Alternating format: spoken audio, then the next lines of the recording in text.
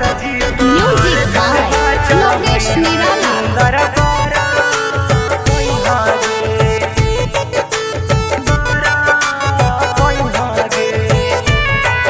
Bholenath recording studio बानावर बिशुनगंज। अगे फतुहा से तू जलवा उठाई हाया बराबर गे जानू। अगे फतुहा से तू जलवा उठाई हाया बराबर गे बराबर गे। अगे भोले जी पर जलवा चढ़ई हाँ सुनर बरा गे। अगे शंकर जी पर जलवा चढ़ई हाँ सुंदर बरा गे।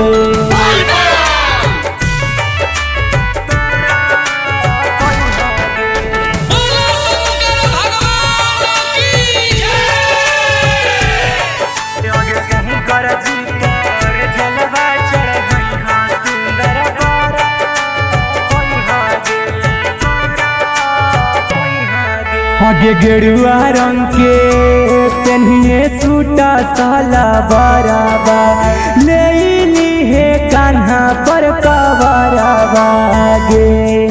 आगे बोलबम बोलते भरा साता तू आई है चढ़ जी है बराबर के पहाड़ा बागे।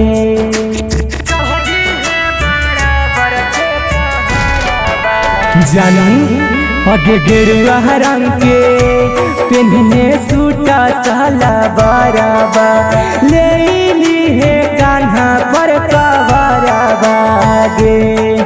आगे बोलबम बोलते भरा साता तू आई है चढ़ जी है बराबर के पहाड़ा बागे।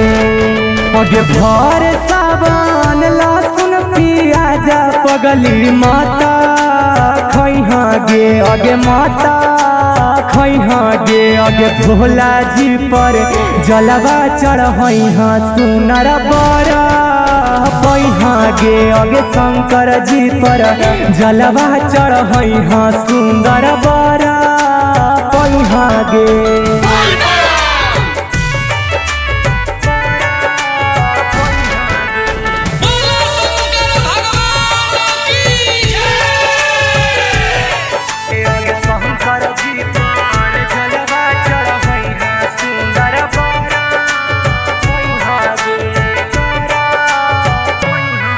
आगे गाते गाते जलवा ले गे पागली चली है तू कठिन डगरिया गे।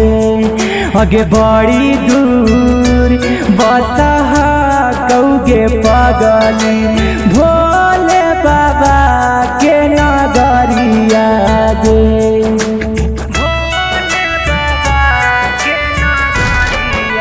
जानू आगे गाते गाते जलवा ले गे पागली चली है तू कठिन डगरिया गे।